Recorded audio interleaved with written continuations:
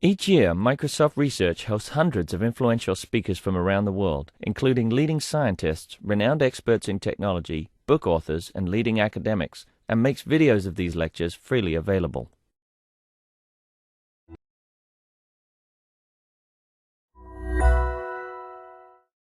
So it's my pleasure to introduce Rebecca Feverink from Goldsmiths University of London. Rebecca has done some really interesting work at the intersection of HCI, machine learning, and signal processing, which is what she's going to be talking to us about today. Thanks, Lima. Hi, everyone. Nice to be here. I'm going to talk about machine learning in creative practice. I'm going to touch on a lot of projects that I've done over the last 7 years or so. I'm happy to take questions at any point, so feel free to interrupt. We're a small group. One of the things that I'm really excited about right now is the fact that we have all these sensors which are cheap, they're easy for people to use, they're exciting for students and hackers in many cases, and often ubiquitous, like the sensors that are in your smartphones. And my goal in a lot of my work is to make it easier for people to create interesting new real-time interactions with these sensors. So by real-time interaction, I just mean really broadly, hey, you've got data coming in from somewhere. Could be a sensor, could be a Twitter feed, could be a game controller, any number of things. And you want to do something with it. You want to actually control a game, or you want to build a new musical instrument where you're controlling sound synthesis as you move, or you want to give somebody feedback about the way that they're moving and maybe guide them on how to move in a better way. And I want to make this easier and faster for both professional software developers as well as end users, students, teachers, musicians, and so on. And so most of my work that I'm going to talk about falls into one or more of these application areas, and I'll talk more in detail about some of the projects as we go. So I mentioned I want to make this easier. I also really want to make this more accessible to people. And the key to doing that in my work is to use machine learning. Use machine learning to make sense of this real-time sensor data, but also to rethink in that scope what machine learning is really good for, why it might allow us to build these kinds of systems, what kinds of systems we can build, what kinds of design processes we can support, and also rethinking what the user interfaces to machine learning should be to make all of that possible. Okay, so lots of systems, like I've already mentioned, new musical instruments or systems for biofeedback or for data sonification and visualization, they kind of have these three components, right? First of all, you have to get your data from somewhere. You have to get a sensor or an API that gives you data coming in. Then you have to make sense of that data. You have to interpret it, do some kind of decision making to figure out, all right, if my data looks like this is what I want my computer to do. This is what I want my game avatar to do, or this is the sound that I want my instrument to make. And then you've actually got to do that, right? There's got to be some piece of software or hardware that takes those instructions and does the thing. And in a lot of applications where I work, this data acquisition piece has become really easy, largely in part to all of these great off-the-shelf sensors, to people getting proficient with things like Arduino and Raspberry Pi and plugging sensors into them and making stuff. And this other piece is also often really easy.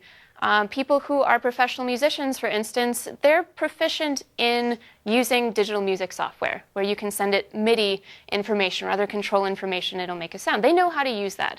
Or game designers, they know how to program a game engine, right? That's part of what they do. But this interpretation or this mapping step can be really difficult, can be annoying, time-consuming, for lots of reasons, right? These sensors might be giving you noisy data. They might be giving you high-dimensional data. They might have a rather complicated relationship between the data coming in and the thing you actually care about. So unsurprisingly, this is where machine learning can come in and make things easier. I'm going to unpack this a little bit. There's lots of different ways that we might interpret or map data. The two that I've focused on the most are classification and regression. And when you talk about classification here, the easy type of application is doing something like gesture recognition. So if I have a webcam turned on and I want to do hand gestures in front of it, I might say, all right, here's something that I could do, and I want this to basically be an action classifier. I want it to say, that's a closed fist. Once I know that, it's easy for me to say, all right, send a message to my music program and have it play a sequence of notes, or send a message to my game engine and have my avatar do something. And then if I do a different type of gesture, I get a different label, and I can produce some different response. Now, for most applications, you do want this classifier to be really accurate, right? You don't want it to give you the wrong label for a certain gesture, and people really care about that. There are a number of other priorities that start coming into play, right? You might also want it to give you classifications for gestures that are comfortable for someone to use, that are easy for people to remember, or that are easy for people to learn. And these come up, again, these are part of the design process that I'm going to talk about a bit later. Okay, on the other end of the spectrum, we might have somebody not saying, I want to trigger a bunch of different actions, but I want to control something continuously. Or maybe I want to control a dozen or 100 things continuously. In music, which is the domain that I'm coming from primarily, there are all sorts of really compelling applications where you want to be controlling pitch and volume and tone color and location in space. And these map onto dozens or hundreds of control parameters in your software. Obviously, there are other application areas where you also want to control many different continuous things simultaneously. And so I'm going to be talking about this type of problem as a mapping problem. You're literally constructing a function which maps from some n-dimensional input space into some m-dimensional output space. Right, so this guy is one of the most well-known early designers of new musical controllers, and he has these sensing systems on his hands that he used to control sound as a performer on stage. So here the challenge is slightly different, right? You don't just want something that is going to give you an accurate set of labels. You want to create an efficient, effective, high-dimensional controller, right? You want appropriate control for the task at hand. And this might mean that you want some accurate reproduction of a function that you have in mind. It might also mean that you want this controller to be expressive or comfortable or intuitive, whatever that means. And again, this is specific often to the application and to the specific person. Okay, so we've got these three different stages. And the sensing, of course, in order to do that sensing, we need some hardware and possibly some software to get data. The interpretation is this classification or mapping, and to produce the response, we can think of this as just taking those outputs from a classifier or a mapping function and sending them on to the appropriate piece of software. And usually, in most systems out there that do real-time control or interaction, this interpretation is a piece of software, right? It's a piece of program code that somebody had to sit down and write. I've written this probably hundreds of times. Many of you have written these pieces of code a lot. And there's problems with this, again, especially when your data is noisy or high-dimensional, or you have a complicated relationship between what you're sensing and what you actually want the computer to do. So what I'm doing in my work is getting rid of this, getting rid of as much of this as we possibly can, and instead getting the person building the system to build a system through examples of data. And there's two main types of data that are really easy to get from a person building a new system. One is examples of inputs, examples of data streams that they expect to see in the future in this real-time system. Another is examples of outputs. Here are the sorts of things I want the computer to ultimately do. One approach, obviously, if we're going to use machine learning, one approach is to use supervised learning, where we actually ask people to pair these two things together. And that's been the majority of the work that I've done in this space, although not all of it. So if you're not a machine learning person, here's my supervised learning in a nutshell slide, right? We have some algorithm, and the algorithm builds the model. So we don't have a person building the model anymore, but it's still just a function, right? And the algorithm builds this function from a set of training examples. And each training example has a set of example inputs, for instance, hand gestures. And each of these hand gestures is labeled with the output that I want my model to make for that input. And so we train our model, and if everything goes well, we can show it new inputs, new hand gestures, and the model will produce an appropriate output, in this case, sound 1. And in many applications, we even want this to be robust to small changes in the input. So even if my hand doesn't look exactly the same as when I made my training set, it should give a reasonable classification. I'll come back to when this starts to get really interesting. Okay, well, it turns out this process, we can think about this as, machine learning algorithms are designed mathematically to do this really well. And just that principle alone starts to make this a really useful tool for interaction design.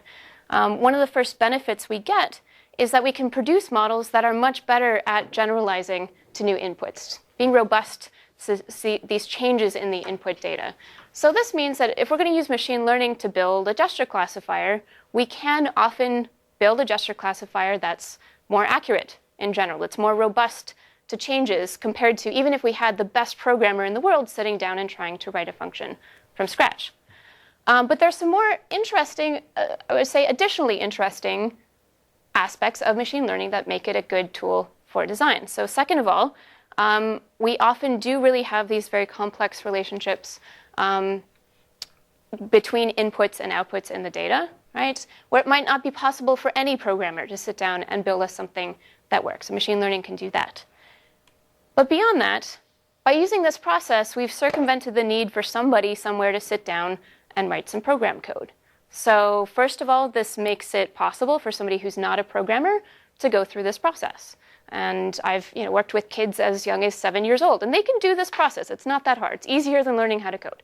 But it also means that people who might be programmers can often do this process much more quickly. And that starts to drive some really substantial changes in the design process. If building something is easy, that actually changes the sorts of things that you build and the approach that you take to building them. All right, so I'm going to talk a little bit about the software that I started making back in 2008, 2009, when I was a PhD student at Princeton. And this software is called the Wekinator. So many of you here probably know Weka. It's a pretty nice off-the-shelf machine learning toolkit, and it's good for lots of different problems. It's also pretty easy for people who aren't machine learning experts to get and use. They might have to read a textbook, but they can do something useful fairly easily. And I wanted to make something that was like Weka, but for real-time applications. So like Weka, the Wekinator is a software toolkit. It's a standalone piece of software. It runs in a user interface, graphical user interface. It doesn't require you to be a programmer. You never need to touch code. It's also fairly general purpose. It gives you a set of algorithms for classification and regression and temporal modeling that work for a lot of different problems. Furthermore, it's compatible with pretty much any type of sensor or game input or computer vision or audio analysis system on the input side, and you can connect it up to code that's written in any programming language on the output side. It works nicely with music synthesis engines and game engines and animation environments and so on. Okay, so it's very much in the spirit of Weka in those senses. However, it runs in real time, which Weka doesn't in the user GUI version of it. More interestingly, we found out very quickly when we started this project that if we were going to build something useful, we had to address some of the differences between what machine learning means and how you do it well in an environment like Weka, where you've got offline data sets, you want to do a certain type of analysis and model building, versus in these contexts where you want to build a new gestural control system or a new musical instrument. All right, so I'm going to make the case throughout this talk that using machine learning to build these interactive systems is not exactly the same as building something with a tool like Weka. The first big difference that you run into is that you don't have training data out there. You need to collect the training data. If I want to make my hand gesture classifier, I can't go out on the internet and download the ground truth training set for these hand gestures. It probably doesn't exist, right? But I can make that data set. I can just give it a bunch of examples and maybe collect examples from other people doing the same set of gestures. But I get to choose the gestures. Second difference is that if I'm building something like a hand gesture classifier, I'm often proficient enough in the application area under consideration that I'm qualified to take that model and say, I'm going to make some new hand gestures, and I'm going to see what it does. I'm not limited to saying, OK, I'm going to run cross-validation on this data set and use that as a metric of model quality. I can actually just take it and say, well, what does it do when I do this? What does it do when I do this? I can get a much different approach to evaluating models that's going to give me different types of information. And then third, I can start taking that information about what my model does well and what it doesn't do well, and I can use it to make changes, informed changes to the training data. So in the simple case, maybe I say, hey, my hand gesture classifier does really well on these two classes. Let's make the problem more interesting. Let's add a third class, right? Why not? It's going to be more fun. Or I could say, if it doesn't do this gesture when I tilt my hand over to the side, why don't I just give it some more training examples of my hand tilting to the side? And I have a reasonable expectation that I might improve the model. So I know there are a bunch of people here who do interactive machine learning. Different people mean different things when they talk about interactive machine learning. I'm using the term the way that Fales and Olson used it in their Chi paper or WISP paper, IUI, one of those, about 10 years ago. When I say interactive machine learning, I mean these types of things specifically in this context.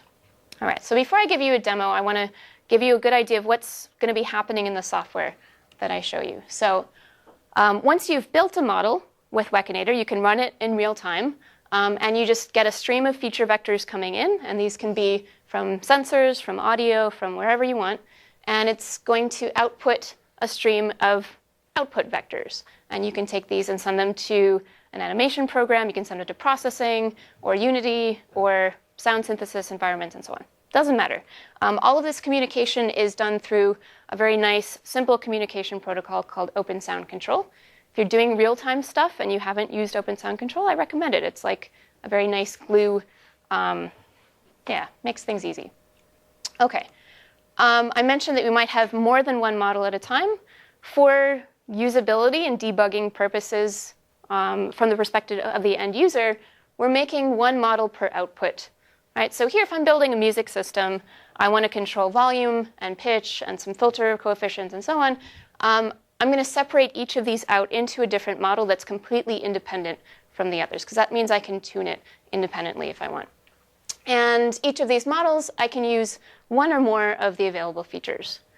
These models can be regression models, which I might use for something like volume. They could be classification models, which I might use for something like discrete pitches. They can be models that do segmentation. I'm not going to talk too much about that in my talk, but we can talk about that later. Or if you're doing classification, you can get posterior probability distributions rather than just the single most likely label. And you can send this on, again, to whatever kind of environment you want to control. If you're interested, these are the algorithms that are in the current version of Wekinator. They're all pretty standard. I didn't invent them. They're not specifically designed for interaction, although you could say that dynamic time warping is something that doesn't get used a lot in a lot of other contexts. But they're pretty standard. OK, let's do some demos. So I'm going to open up Wekinator here. And I'm going to tell it, first of all, I'm going to do one of my oldest demos for you. Dan Morris has seen this before, I think. And I'm going to make a classifier. I'm going to get 100 really, really bad computer vision inputs here. This is, I'm taking a webcam input from my computer, and I'm just chopping it into a 10 by 10 color matrix. And I'm taking I think the average brightness value in each of these cells and sending that as a 100-dimensional feature vector. So this is kind of a silly feature to use if you know anything about computer vision. But this is a lot like features that people use in practice all over the place. Right? It's kind of a first pass. I don't know anything about my data. I don't know anything about signal processing. I want to try to use machine learning to build something anyway. All right, so I'm going to send it 100 features. And I want to control one classifier with 4 classes.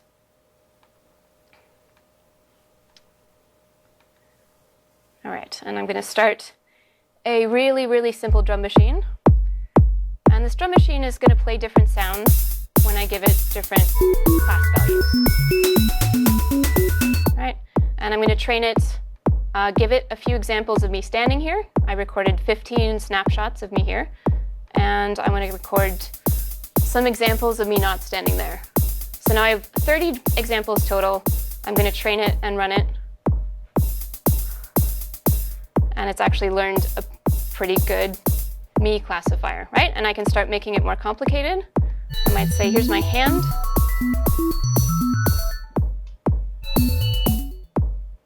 Right? Still working pretty well. Let's see if I can make it make a mistake. No. All right, here it's a little bit fuzzy in here. It's giving me, it's confused with my hand right here, so I'll give it more hand examples in this space. And and I'll retrain it and run it.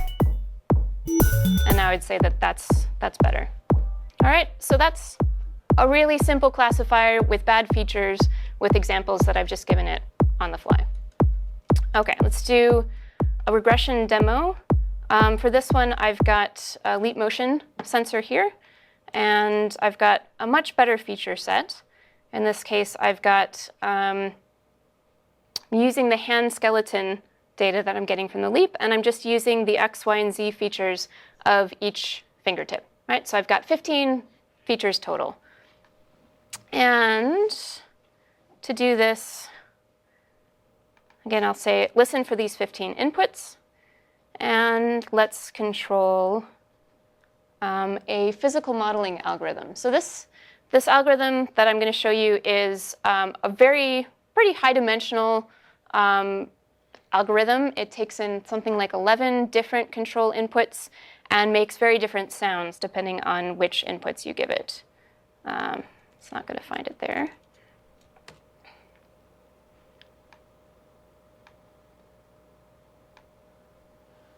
Where are we? There we are.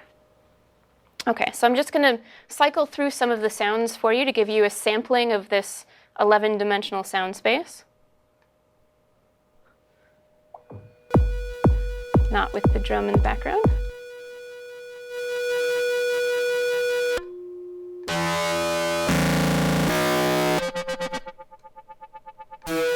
OK, so that's just some pseudo-random locations in the sound space. If I'm a sound designer or I'm a composer, my job is to find not just locations in this space that sound good or useful for an application, but trajectories through this space. I want sound to change over time in a way that makes sense, right? Which is musically expressive or fits the scene, the sound scene that I'm trying to design sound for, and so on.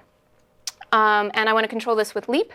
So I'm actually constructing, in this case, I'm just choosing the 9 most interesting parameters, and I'm constructing a 15-dimension to 9-dimension function. So this is a pretty complicated mapping function.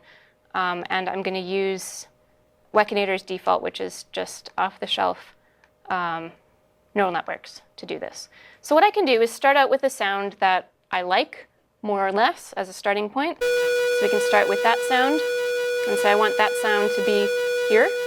And then I might change the sound a little bit and say maybe I want a higher sound up here. I'll give it some examples of that and train it. Oops. Am I getting data? OK, that didn't work for some reason. Let's try this again. Here's that.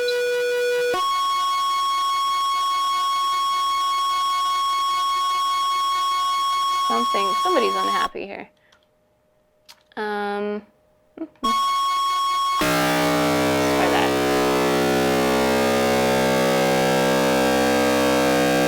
We're not getting data for some reason. Let me restart this. Not sure what's going on.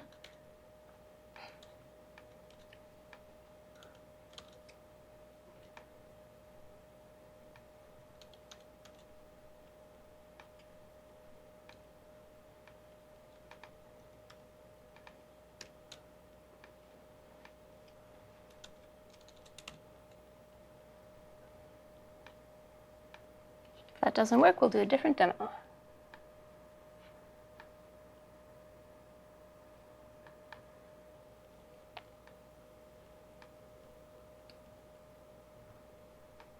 There we go. That should work.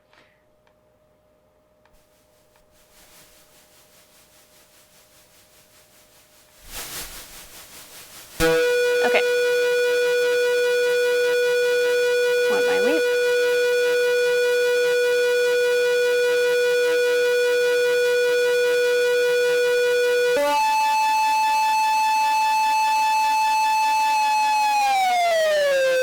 Right, so now I've taught it that something about the fact that the height of my hand corresponds to pitch, and I get a nice little slider. Not the most interesting thing in the world, but it's sort of a nice leap slide whistle. I can start making it a lot more interesting if I give it different hand positions. So.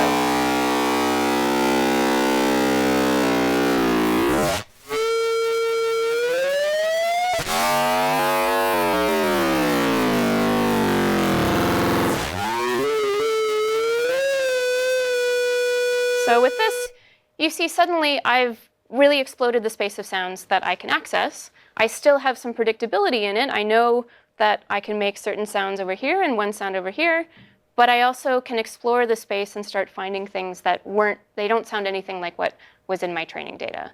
Right? I can iterate on this process and say, all right, I like what it's doing over here, but I don't what it's doing over there. Let me put a different sound into the space over here, and I can iteratively make this more complicated, giving it different sounds, giving it sounds that are more tailored to my aesthetic preferences, and so on. Right? So that's, in a nutshell, that's what a lot of composers do when they're using the system to make a new musical instrument.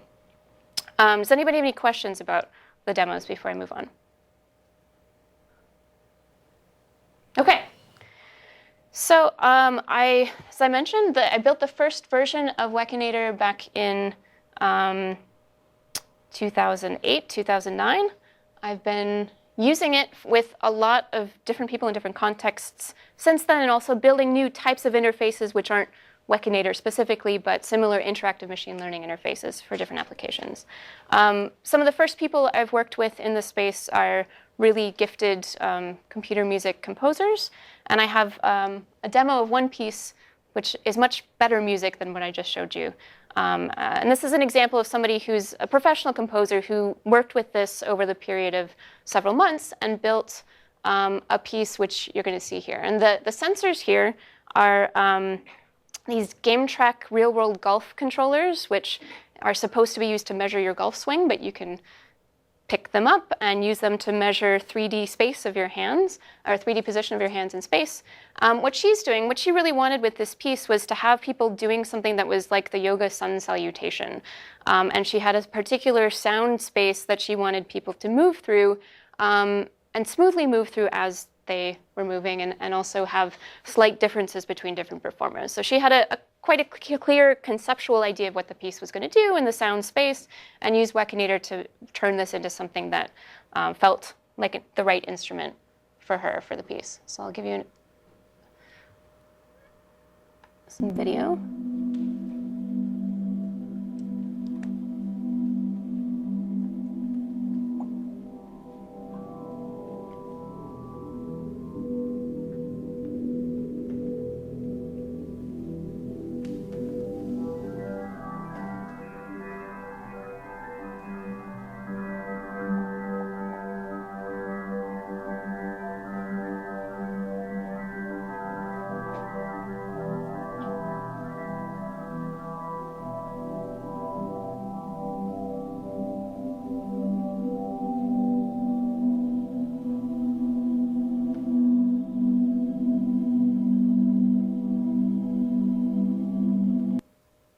So that's one video. The next clip I'll show you is another composer who's an early user of Wekinator who was walking down the street one day and found a piece of tree bark. And as you do, said, I want to turn that piece of tree bark into an instrument. And she put a bunch of light sensors in it and connected it to Wekinator and then to the same music synthesis software that I showed you earlier, MaxMSB.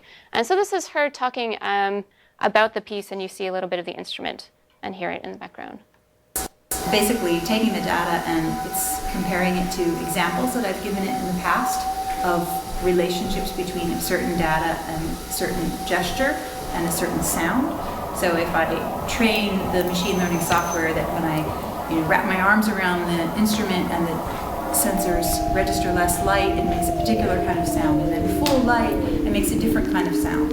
So I give it all these examples in the training process, and then I run it and I see what happens, and it takes the data that's coming in and says, oh, that looks just like the data, or that's similar to the data that she has when she wants this sound. So it sends that message to my sound processor, and the computer outputs that sound. So it's just another way, basically, of mapping gesture to sound. All right. I like that video because you can see the instrument, right? You can see the way that she's developed to play this instrument, but you also hear from her how she's thinking about machine learning and her understanding of machine learning as somebody she's a composer. She's not a machine learning person in any sense. So I've done quite a bit of work and still do quite a bit of work with professional composers, but I'm also working in a lot of other application contexts. I've used Wekinator quite a bit in teaching kids as young as 7, all through PhD level, both teaching them about sensors and how you use sensors, but also teaching them about interaction design, right? This is a great way to get people started playing with new types of interacting with computers without first having to get them proficient in programming. And they can learn a lot by saying, all right, what happens if I connect this to this thing? And what might I build? I've had some projects recently building musical instruments for and with people with different types of disabilities. Some of them look kind of like the instruments that you just saw, where it's really sort of experimental, weird sounds. Some of them look and sound much more conventional. I've done some work on building recognizers for existing vocabulary. So instead of just saying, hey, I want this thing to do something interesting, people coming in and saying, I have a pretty clear idea of what it is that I want the system to learn. For instance, this is a cellist who had a sensor bow that she used with her cello, and she wanted to teach the computer to recognize when she was doing legato and spiccato articulations. And these are, it's not a trivial learning problem, but if you can get the computer to recognize that, then you can build better computer accompaniment systems, for instance. I've done a little bit of work on gesture recognition for rehabilitation and even research on human motor learning. And right now, one of my main projects is working with developers at different startups and working with hackers and makers at things like hack days and building better prototyping tools for them. So the rest of my talk, I'm going to kind of give you a high-level tour of what I think are some of the most interesting findings of this research, but I'm happy to answer questions about any of these specific projects later if you have them. All right, so new perspectives on what good is machine learning as a design tool? How does it work? When does it work well? What's hard about it? High-level finding here is maybe unsurprisingly, yeah, this kind of works. It works well for enough context that I'm still doing this work 6 years later. The composers that I worked with, like the ones that you saw in the videos, right away, when I started doing participatory design processes with them to build the first version of Wekinator, it became obvious that, yeah, this is going to be useful. And the first thing it does is it makes the time to build a new instrument much, much faster, even for people who are expert programmers. And then secondly, people started talking about how the type of instruments that they were building was very different from the type of instrument that they were building when they wrote programming code. So I'll come back to this and talk about why I think that is. Also, we were able, in very early work in this area, to see that, yeah, somebody who doesn't know anything about machine learning, but has some sensors, has some good feature extractors for that sensor, and knows how to make a gesture set accurately, they can build state-of-the-art quality classifiers, right? This cellist was able to build a set of articulation classifiers that matched or beat the state-of-the-art in published research on this topic. And she could do that because this process, I think, is pretty easy to understand and engage with, even if you're not a machine learning person. All right, the next thing that I want to highlight here is that when I've observed people using Wekinator or logged the things that people are doing with the software, it becomes clear that it's very rare that somebody says, okay, I'm going to plug in my sensor, I'm going to give it some data, I'm going to train a model, and then I'm done, and I walk away with it, right? There's a lot of iteration, a lot of people saying, all right, I'm going to try it out. I like this, I don't like that, let me change it, build a new model, try it out, and so on. And usually, this is happening dozens of times, right, in the simple cases. And it might happen hundreds or even more times for people building really, I'd say, professional quality, robust systems. So people are continually iterating, building new models, trying them out, modifying them. And in contrast to what people usually, let's say broadly, usually do with a tool like Weka, when people have been using Wekinator to build new interactions, it's usually not changing learning algorithms or changing algorithm parameters or changing features. It's often changing the training data. Right? It's saying, I don't like this, so I'm going to give it more examples of what I really do want it to do for this type of input.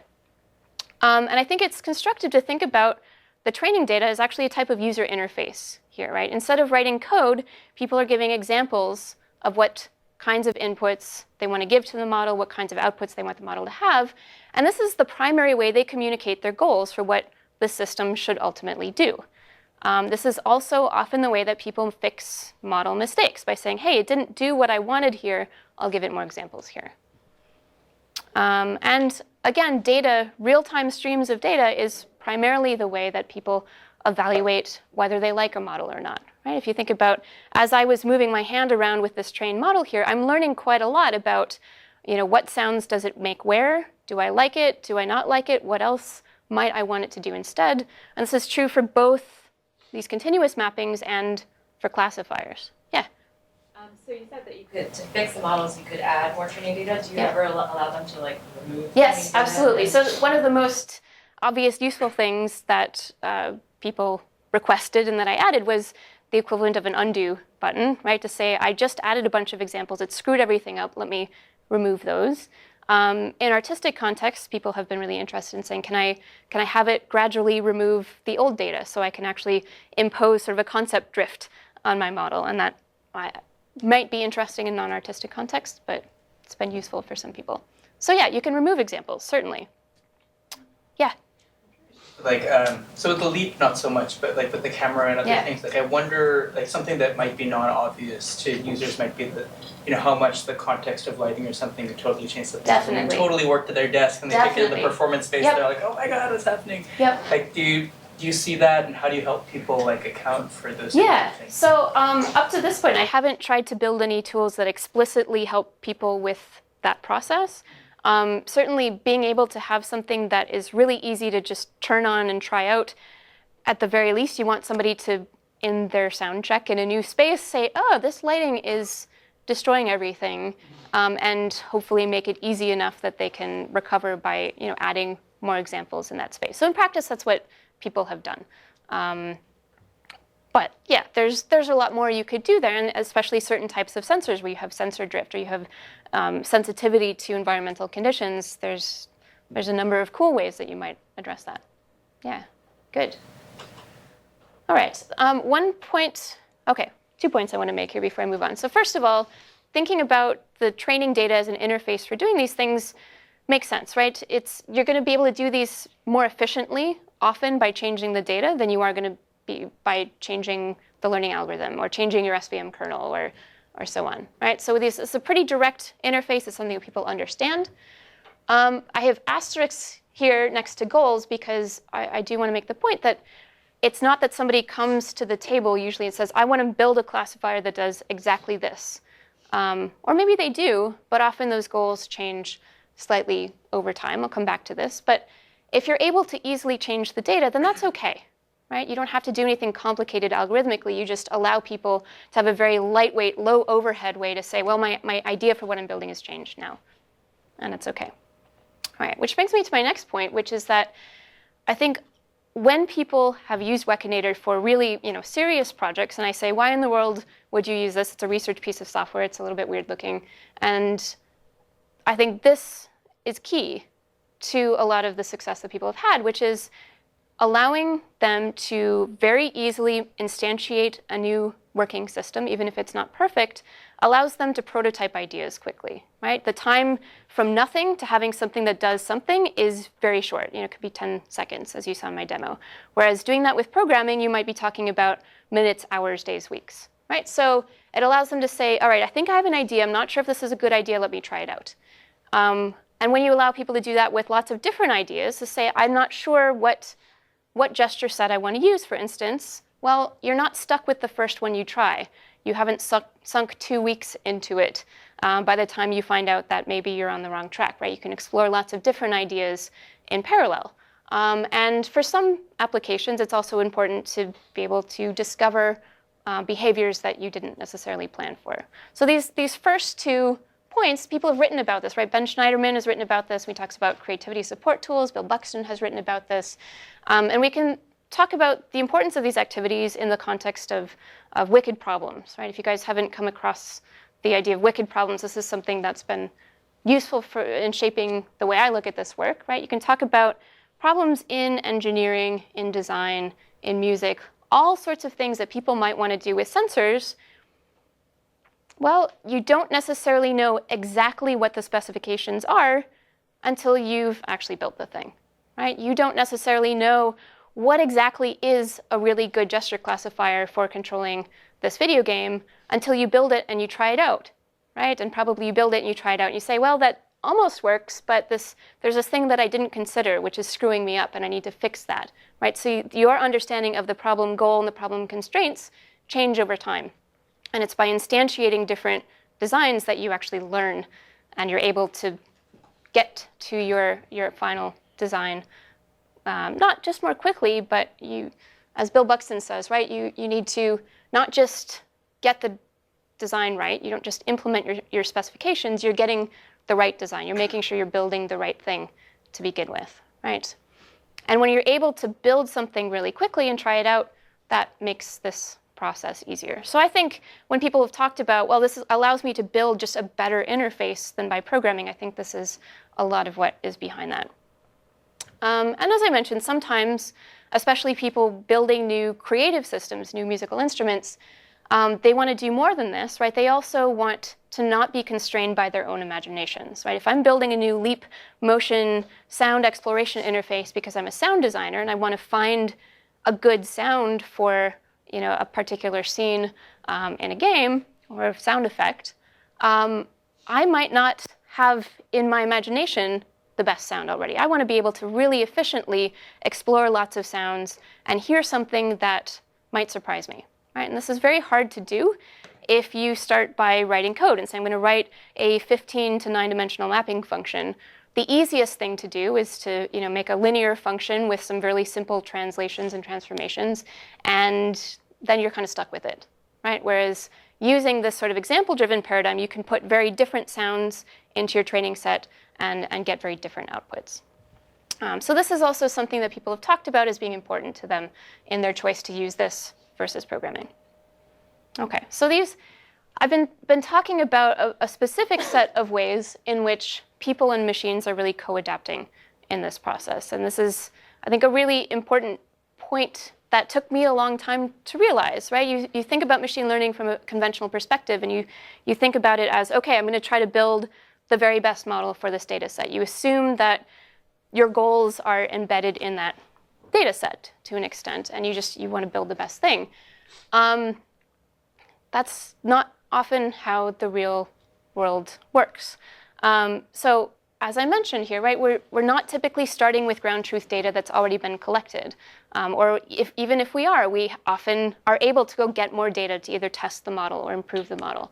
There are lots of different concepts that you might teach an algorithm that are potentially useful. Right. Earlier today, we were sitting down and talking about building a shake detector for the microbit, for instance. And there you could say, well, this is pretty simple. It's a pretty clear-cut problem. Either you're shaking it or you're not. Well, yes and no, right? You could imagine, are you going to enforce the fact that everybody has to shake it with, you know, sort of the LEDs facing up, and they have to shake it back and forth, left and right? Or are we also going to allow people to shake it up and down? Or are we going to allow them to hold it any way they want and shake it, right? Those are all different variations of the same is someone shaking it problem. And they're all going to have different implications for how hard it is to build a shake classifier. And they're going to have different implications for how easy to use that shake classifier is going to be, right? And so we can think about this design space as presenting lots of different potential trade-offs between the usefulness of the end model and the feasibility of making it. And what you see, unsurprisingly, is that people navigate this space, right? They have a limited amount of time to build something. They have a limited amount of effort that they're going to build into it, or put into building it. And at some point, they're going to make a judgment call and say, all right, this is good enough. Let me move on with my life. Obviously, right, when we're building tools, we want to make this, you know, we want to make it as easy as possible for people to build things that are as complex as possible. But at the same time, I think it's helpful to think about this larger context. So for instance, I have a paper at AVI a couple of years ago where we tried to build a better tool to help people understand these trade-offs. This is a tool for recognizing beatboxing, but also other types of vocalizations or sounds. And if you want to train a 3-class classifier, we actually show you some information about the examples that you've recorded and how they might overlap in the feature space. So this is one choice of 3 classes. This is another slightly different choice of 3 classes. And if you're a user, right, and we don't show people this because we're not working in a two-dimensional feature space, but we show people this, right? If you're a user, knowing this can help you understand the trade-offs. So say, well, I could either just work with this one because these are more easily able to be classified, or I could work with this, but I have to redefine class B by changing the way that I perform it. Or maybe I have to be more careful in the type of training data I give it and give it better training examples with less noise. Or I have to come up with a better feature representation. Right? So there's not one answer that's the best. It's going to depend on the person and the context. That kind of feedback seems like it'd be really useful during the exploratory process with Wekinator, because you could see someone getting into a pitfall where there's like some example that really takes the model somewhere they didn't expect, and they have no way to inquire about that. Have you folded back this kind of feedback to help people Not yet. proceed the process? Not yet. But yeah, that's something that I would really like to do. Yeah. All right. A couple more points that I want to make before wrapping up. So another, I think, underappreciated benefit of using machine learning to make interactive systems is that it allows people to communicate very directly, hey, this is an embodied action that I want to take, or here's my embodied understanding of how what I'm doing relates to what the computer is doing. If you are building a tree musical instrument, for instance, it's going to be really hard for you to operationalize the relationship between the sensors and the sounds in a mathematical function. It's really easy for you to say, all right, here's what I want to be doing when I want the sound quiet, and here, this is something that's louder. You can demonstrate that. And I think there's all sorts of other application domains in which people have tacit or embodied knowledge that they can provide much more easily than by writing program code. So this is another factor that I think has made people want to use this. All right. Interactive machine learning is different from conventional machine learning applications in a few ways that I think might be interesting for people who are machine learning folks in the room. First, most obvious thing that comes up is that the examples that people provide when they're building a classifier in this way, they're not IID, right? And this is actually be a good thing. It means that we can learn really efficiently from small training sets. So this is sort of a conventional machine learning application. Imagine these are our two classes. We want to fit a decision boundary to this, right? You've all seen diagrams like this before. If someone has in their mind this decision boundary, what they often start doing is giving sort of canonical examples of each class. And then they train a model and say, where does that boundary end up, right? And when they start testing it, they start testing the canonical ones as well as things that might be closer to the boundary. And they're going to notice right away that there are a few examples that appear on the wrong side of that boundary. And they're going to feed those back into the training set and immediately get a much better classifier. But they didn't have to go through the process of giving all these other examples that actually aren't that informative to the ultimate model. This makes things a little bit hairy, though, because when you don't have IID data, then things like cross-validation accuracy start to become problematic. And in fact, in the cello study that I mentioned, we looked at the relationship between cross-validation accuracy of the models that she was making and her own satisfaction with the models. In an ideal world, you want those to be positively correlated. We found that they were negatively correlated. So and, we can talk about why that is, but it kind of makes sense. All right, the last point I'm going to make may be controversial, but I'm going to claim that gesture recognition, gesture classification is often the first thing that comes to mind for people who want to build a new system with sensors, right? It's, hey, I want to wave my hand and turn my TV on, or I want to do this and my drone is going to turn right. And that's cool. But a lot of times this raises problems, right? This is a finite gesture set. It makes you behave in a sort of rigid, prescriptive way. There's not a lot of room for error. You've got to memorize the gestures. You feel like you're making mistakes when things go wrong. And what I always ask people is, okay, is there a good reason that you're not doing this with a button? Because buttons are really good for certain things. If there's a good reason, then fine, go build yourself a gesture classifier. But in a lot of other cases, building something that might be more like a cello, right, where you have continuous multi-dimensional control that allows you to explore, where you can form an understanding of what the interface allows you to do and learn how to play it in a way that might be idiosyncratic to you, it's often much more satisfying. And our Kai paper for last year, we looked at this a little bit. We compared using end-user training of classifiers for people with disabilities with pre-training really high-dimensional continuous control spaces that feel kind of like this leap thing here, right? So we'd build an interface that makes a sound no matter what you do with it, and as you move a little bit, the sound changes, right? And that's it. And gave it to people with very different types of physical constraints. And actually observed that people ended up coming up with discrete gesture sets on their own. Everybody had an idiosyncratic way of playing it, and they would come up with these sort of riffs gesturally that would result in sonic riffs. So in the end, everybody had a bespoke computer music instrument, but everybody was able to do something that was very comfortable. And because they were exploring this space, they were able to build up a gesture set for themselves that didn't require them to sit back and memorize it. So that was an interesting outcome of that. Okay, and of course, at the end of the day, anybody can use this. As I mentioned, I've used it with 7-year-olds. It helps experts as well, but I think we're on our way to making this much more effective. All right. We don't have too much time, so I'm going to leave it there and open it up for questions. So many people. I'm not going to take your question because we're going to talk, but I'll come back to you, Ofer. Dan. Do you know if anything looks sort of like this has been commercially deployed? Like I mentioned somebody like Leap, for example, has the super high dimensional data space, and they're trying to put it out into developers' hands who've never seen it before. Yeah. And how did that go? So that is the third next slide that I was going to mention briefly. Not a lot of people have been commercially deploying this, but I'm working with 4 startups right now around Europe who are trying to put this into products. And so we're actually studying their process of doing this and trying to figure out how to best support them. Where the end users are, in the model I was talking about, where the end users aren't really end users, the end users are other software developers. That's yes and no. So we're actually looking at both, in this context, where, for instance, oh, I didn't even have them on there. Sorry, 5 startups. The one that I left off is making an app for sound designers where the end user will be customizing. Yeah. So ask me in a year. Yeah.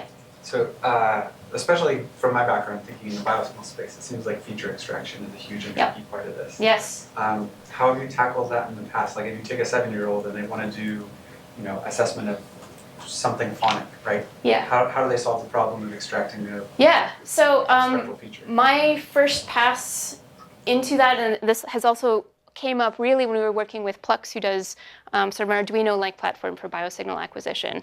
The first thing we just did was say, well, let's wrap everything up in a GUI and give people visualization and give people the sort of drop-down ability to add, filtered features and look at your peak detection and that kind of thing.